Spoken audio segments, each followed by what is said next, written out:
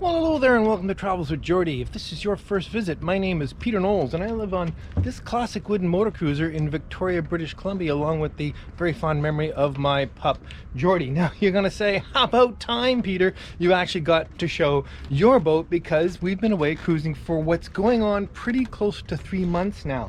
So, we're back. Time to get back to work on it. And there's lots to do.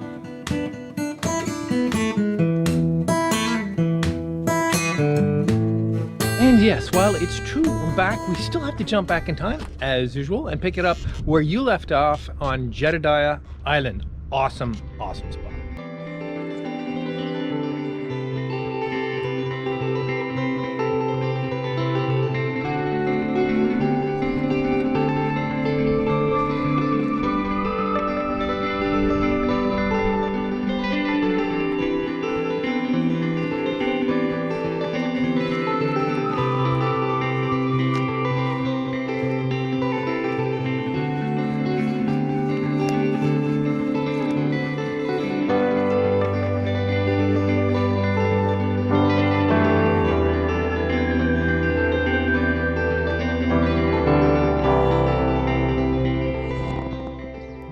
Really amazing me about this place is the lack of destruction of the land, other than, you know, the buildings that are here and the orchards that are here.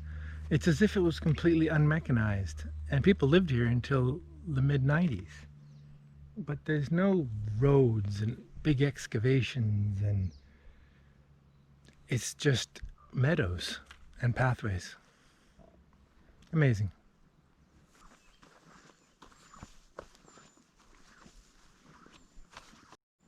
Did I say unmechanized?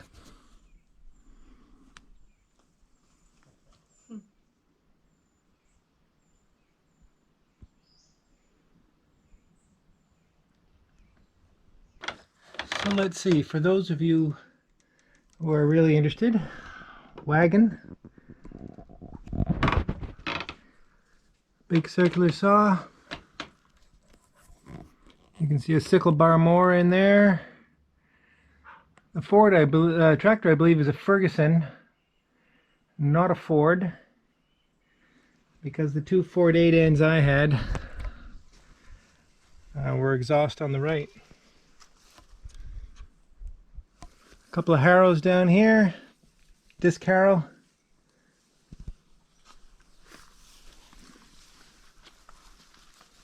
It's lovely that this stuff hasn't been pilfered, or at least not completely.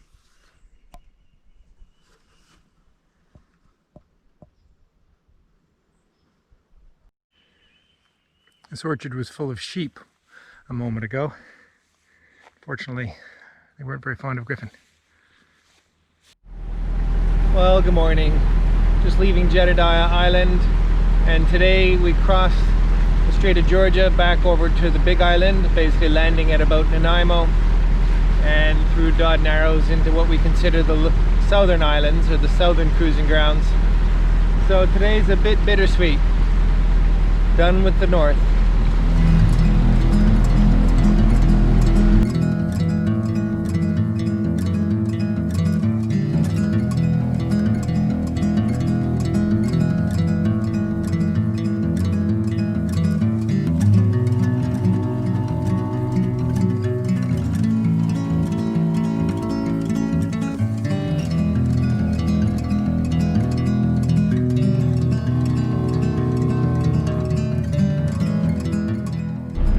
This has been quite a day. We've steamed all the way down from Jedediah Island to Nanaimo, where we did some provisioning. I think I might have shown you that, and fuel, etc. And now we've just come through Dardanelles again, and this is DeCourcy Island behind me, where Pirates Cove is. We've been a few times already, and we're going to try and maybe find a different little spot for tonight, and really look forward to it. It's kind of strange. Dardanelles and Nanaimo is sort of the gateway from the northern islands to the southern islands, and when you get back down here, it just feels different. Anyway, really looking forward to finding a really great spot for tonight, and you can be sure we're going to let you know all about it. Just gorgeous.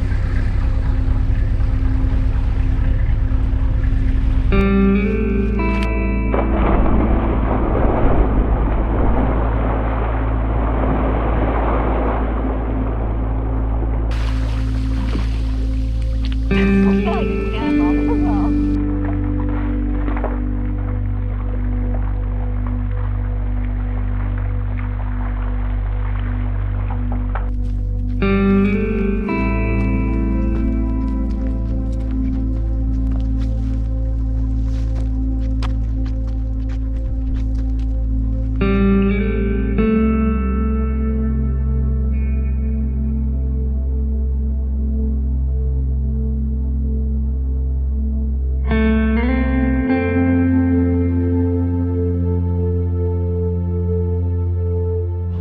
We are back in Princess Inlet on Wallis Island. Again, one of our favorite spots. You've seen us here a few times on this cruise.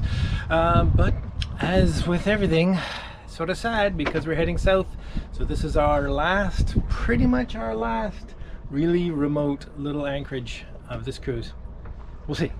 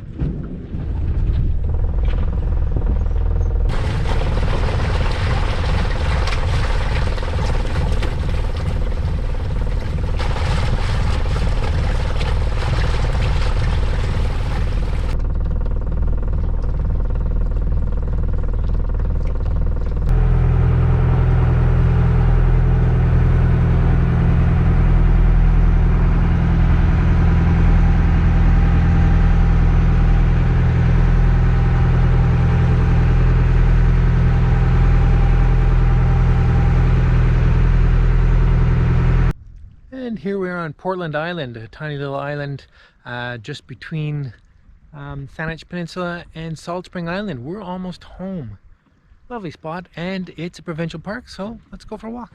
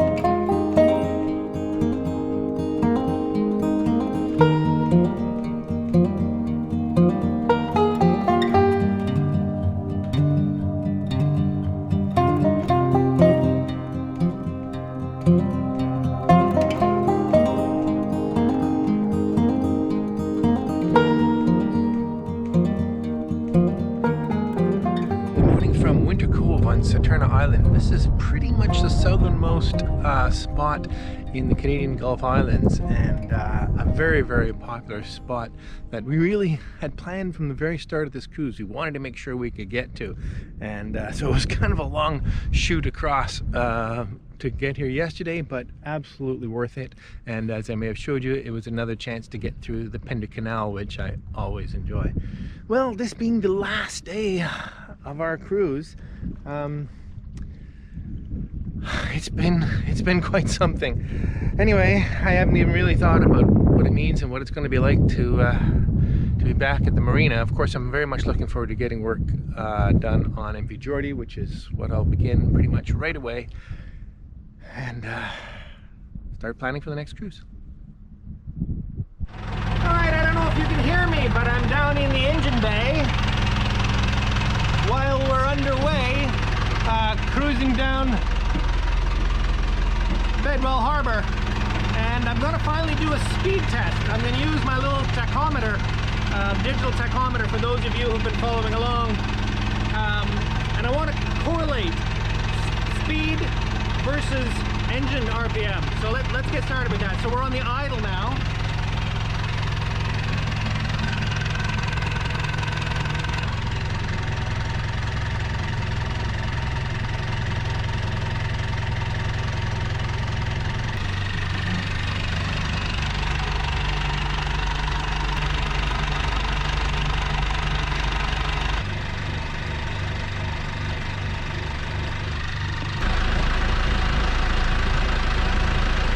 Well, here we go then. So let's plot all the numbers into a graph. So here's the engine speeds, and here's the boat speeds. Now, I don't know if you can see this.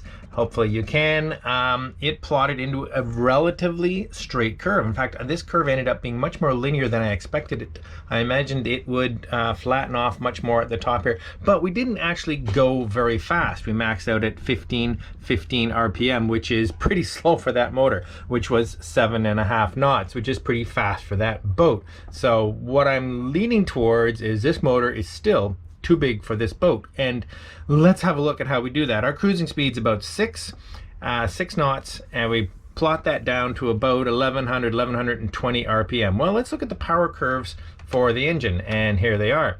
So these are the power, horsepower and torque curves for the Perkins 4236. So if we get way down here at 1100 RPM, which is basically at the bottom of the scale, we can work our way up to the horsepower curve, which is about 38 horsepower to go at 6 and a bit knots. And if we move all the way up to the torque curve here, we are way below peak torque, which is where you really want to be to run a diesel engine or any engine really at maximum efficiency. And that would be around 1600 RPM. So again, this just confirms for me that this engine is still way bigger than we'd ever need for MV Zephyrs. Now, I'm putting the same engine in my boat, and my boat is a little bit bigger, but I suspect it's still going to be a bit big. Not that I'm going to do anything about it, because it's an available, very reliable, very simple engine. But really, a sweet little 50, maybe 60 horsepower diesel would be just perfect for these boats. Anyway, preliminary stuff. I'm going to look into this stuff a lot more over time.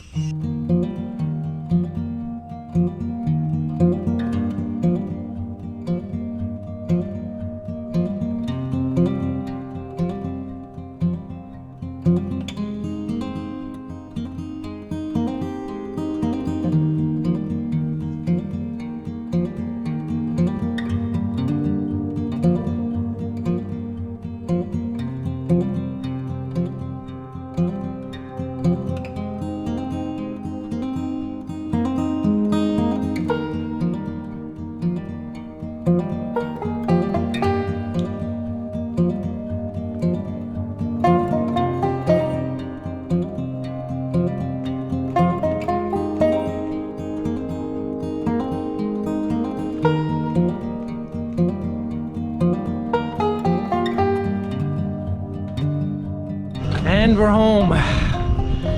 Just tied up a few minutes ago, and it is pretty strange to be here. And MV Geordie is waiting for my attention. Yes, you can see the bright work has definitely been suffering. So that's what we're going to be doing for the next little while. But in other ways, she's in great shape. She dries a bone, smelled nice inside, everything's fine. It's bright work. My bridge deck doesn't look as inviting as it once did.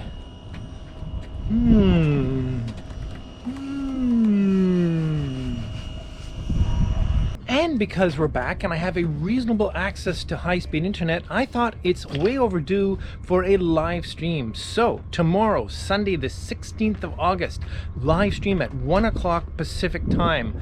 I'll put a notice. I don't even know how YouTube deals with that and lets you all know about it. But anyway, time for a live stream. And what I'd like to talk about a little bit at least is what's to do on the boat. Where am I going? What's going to be done in the next little while? Because there's a lot to do, and it's time for me to put the screws to it and get on with it. So let's take a quick little tour of the kinds of things that I'm going to do over the next year and or shorter, and we'll be able to elaborate that on the live stream tomorrow. Absolutely, first off, bright work. Yes, because I have let it go yet again. I'm a pretty classic irresponsible wooden boat owner, really, because if you don't keep up on the bright work and the boat lives outside, this is what happens. Now, this is a particular case because there was some repairs here to some damage that weren't yet done, but in general, you can easily see that the bright work on the boat is in need of some attention. Now, the truth is, it's not very glamorous, it's not very interesting, and it's not very difficult. It's sanding, scraping, sanding, varnishing, and it looks pretty good again. The trick is to get lots of varnish on, and I mean lots and lots. And so this is a year I'm really going to try to do that. We've got lots of good weather left, and I don't have anything else really pressing I need to do. Now, while doing the bright work, it makes sense to do some other things along the way that sort of impact each other. One of the main things I'm going to do, and some of you will be maybe disappointed, I'm getting rid of this stainless steel pulpit. It's not original, it's not appropriate, and I have no need for it. You don't spend any time on the foredeck underway, really. It's not really of any value for safety. It just looks ugly and it's got to go. I've got it on Craigslist trying to sell it, but really, you couldn't fit it into a truck, so it's probably going to get cut up and go to the scrapyard. So that's the nature of that. 2, I have been gifted a new Chris Craft style forehatch. Let's just look at the beautiful one on MV Zephyrus here.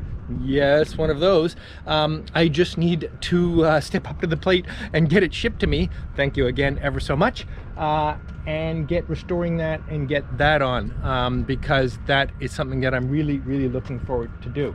The top sides of the hull, you can see some bleeder starting to come back. Not doing anything about that right now because this boat will get hauled out next spring when we'll deal with all that kind of stuff. There are some particularly difficult spots in terms of the bright work. Some of them are from some mild steel nails. You may not be able to see them up here, but at some point people put regular steel nails into this boat and screws possibly, which of course has given a lot of blackness up and around. You can see it in here. All this blackness is because that was put on with steel fasteners. Now, this area right here, there's a lot to say here. Those of you who've been following along for a while will know that I have a plan to extend this curve down into the aft cabin top and tidy this all up. All of this wood is not original. It was put on as a patch to repair water damage that's in behind there. And I want to bring this area of the boat back to original, but even maybe perhaps better, again with the continuation of this curve. That has a lot to do with this bridge deck windshield up here, which is a complete disaster. You can see it's cheapy plywood. How about that? Time to start waiting on planes again. Carrying on. So this is an absolute disaster which needs to be rebuilt. That would be a really fun project. However, it's one of those things, if I get started in that, I don't know if I can get it finished while we still have good weather this year. The other thing is, it would require a fair degree of sanding, and you can do some sanding here at the marina, but large-scale sanding I just don't feel comfortable with doing here. So that's a project for another time in another place. As we carry on, the cockpit is in relatively good shape. The work I did to the bulkhead and the thwarts is holding together pretty well. It needs a little more varnish. What I don't have is a proper sole in the cockpit. That's just some marine ply, and I'm not going to be doing anything about that this year either, because the $1,000 worth of teak and the immense amount of work to do that nicely is not in my immediate future. So there's just a quick overview on the exterior stuff that I'm going to do while the weather holds. That means over the next 2 months or so. And then, for those of you who know, the boat's getting another new engine. Yes! The Perkins 4236 that I put in a year and a half ago or so is not suitable for a bunch of reasons. We'll get into that later. I have sourced another one, which I'm hoping to take delivery of relatively soon. And we'll pop it in the window here and toss it in, which will make the boat mobile again, and that is a huge priority for me. And after that, it's so far into the future I can hardly tell, but it's going to involve a fair amount more cabinetry on the inside. I have some new toys to play with to build some really, really nice drawers. So in the aft cabin, there'll be a nice dresser going in, likewise in the forecastle, and I think I'll probably get the galley built this winter. Maybe more, we'll see. So if you're curious about this and would like to know a little bit more and or just want to chat absolutely tune in to the live stream tomorrow on Sunday, and around 1 o'clock, again, I'll send out a notice and ask anything you want about what's going on with the boat. Frankly, ask anything you want at all. See you then. Well, hello and welcome to the beer of the week. First beer of the week back aboard MV Geordie and back here in Victoria, and what a glorious day it is. We have a lot to get through, so let's get straight to the beer. Juxtapose is the beer, and it is a wild IPA from Four Winds. But what's interesting about it, and Lady Zephyrus might find this interesting, it's the Zephyrus series. I didn't even notice this until after. Is that cool? You're kidding. I didn't even notice that until after I bought it. So we're drinking the Zephyrus series Juxtapose from Four Winds. So first bottle pour in a while. Well, I guess it's not really, but first one on screen. Let's see how I do. Of course. Well, it is hot. It is really, really hot here. It's when the wind is not up, my goodness, it is plenty warm. Oh, this is going to be good. Okay, well, there you go. Let's see what we think of Juxtapose Zephyrus series. You'll have to lean way in. Cheers. Cheers.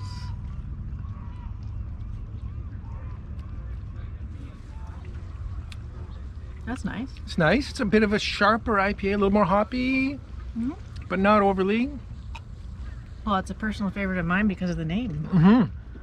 Zephyrus series, how about that? Okay, well, we need lots of beer because we have lots of people to cheers. As I might have mentioned, I haven't been able to really keep up with thanks so well with all the sort of strange beer of the weeks and some packages that were waiting for me here. So let me start at the top with some new patrons, and thank you all so much. Tom and Peg, Paul Lambert, Ted and Cheryl Chisholm, Streamfire, Matthew Quayle, Susan Meldal, Vic, Doug Temlet, Derek Sinclair, and Steve Kalnick. Thank you all so very much for coming aboard as new patrons. I'm very grateful. As you all know, I certainly couldn't do this without you all. And a bunch of gifts were waiting for me, which is absolutely fantastic. Let me show you these.